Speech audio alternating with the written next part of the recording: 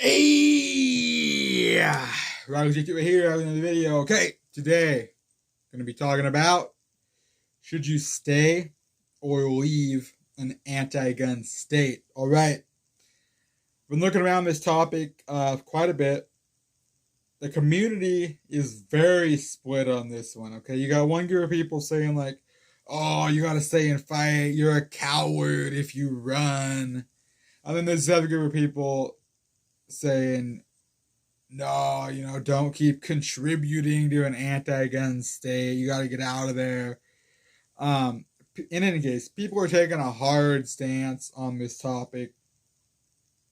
So I'm here making this video as usual.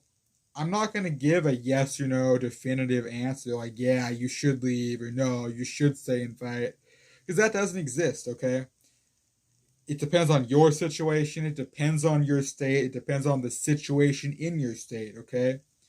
So instead, I'm going to talk about some talking points and some questions that you need to ask yourself, things you need to consider in finding the right answer for you, okay? And also, I'm going to say I'm strictly talking about Second Amendment here, okay? Obviously, there's tons of other reasons you might leave a state. There's tons of reasons you might not be able to leave a state, right? Everybody's situation is different. I'm just talking more about, as far as the Second Amendment goes, would it be ideal for you to stay and fight or leave an anti-gun state? Obviously, your personal situation is not what I'm considering.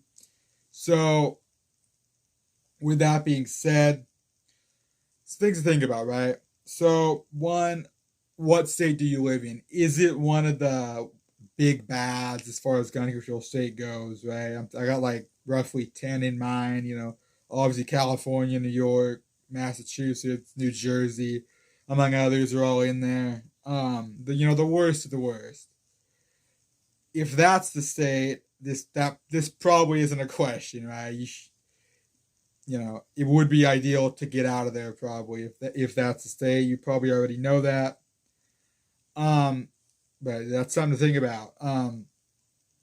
Another thing, there's some states that are not that bad yet, right? Like maybe they recently decided to go anti-gun, or maybe it's maybe they are pretty anti-gun, but they haven't actually passed much yet. In that case, the question of should you stay and fight or not is a little more relevant, because fighting might actually be winnable, right, in a state like that, okay? So in that case, if that's what kind of state you live in, you got to think about how likely are you to win if you are to stay and fight, okay? Like, does the particular state have a big blue city, okay? And when I say that, I mean like a large Democrat city, okay? Like I live in Washington, let's say Seattle as an example, okay? So you gotta ask yourself, does it have a big blue city? And does that big blue city have the numbers in terms of voter base to outnumber the whole state as far as votes go, okay? Because, like, again, here in Washington, Seattle determines this whole state, okay, as far as votes go. That's the city of Seattle outnumbers the whole state, okay? So they basically determine the whole state in Seattle. So you gotta ask, is that the case in your state?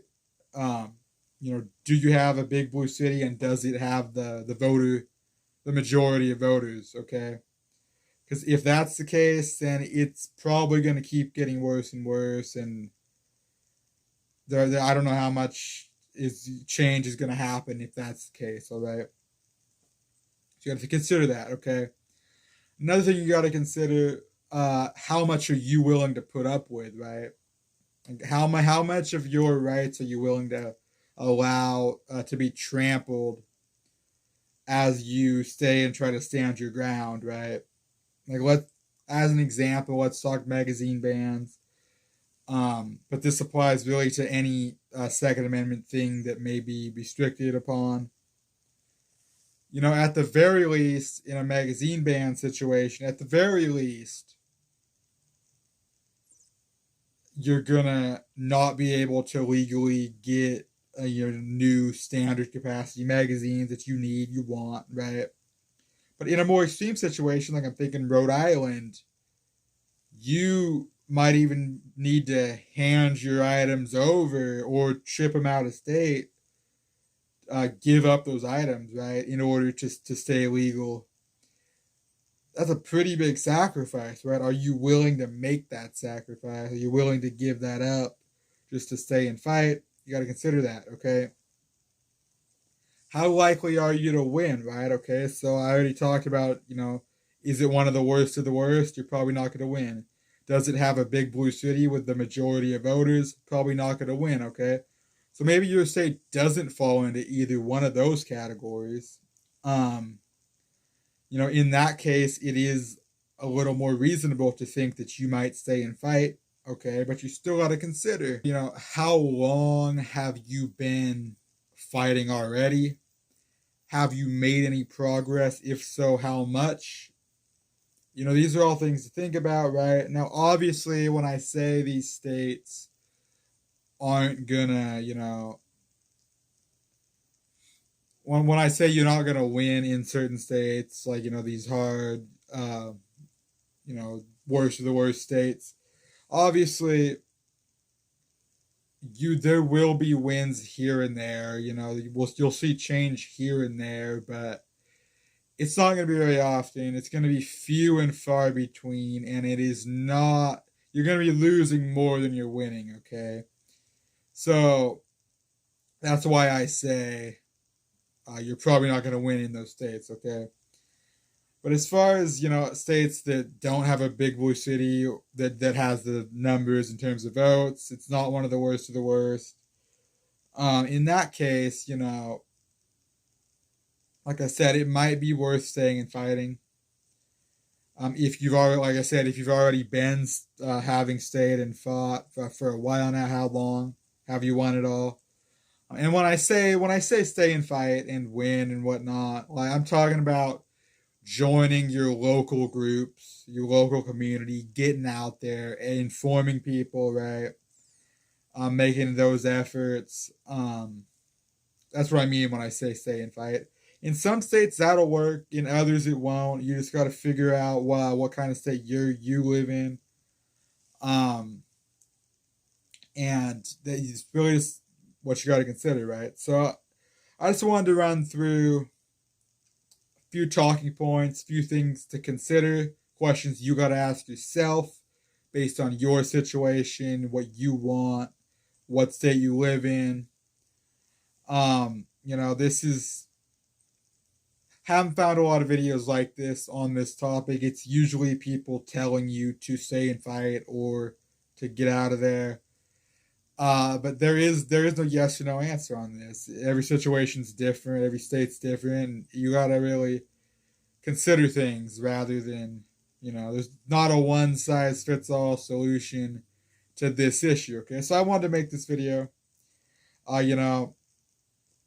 Let me know in the comments if you agree with me, if you disagree with me. I could do a follow-up video to this, so let me know if you'd want to see that. You can subscribe to my channel to continue seeing these kind of videos. If maybe you know somebody who lives in a anti-gun state, maybe share this video with them, right? Because these are, I think these are good considerations that a person needs to make in making these decisions. Anyway, I'm gonna get out of here. Goodbye.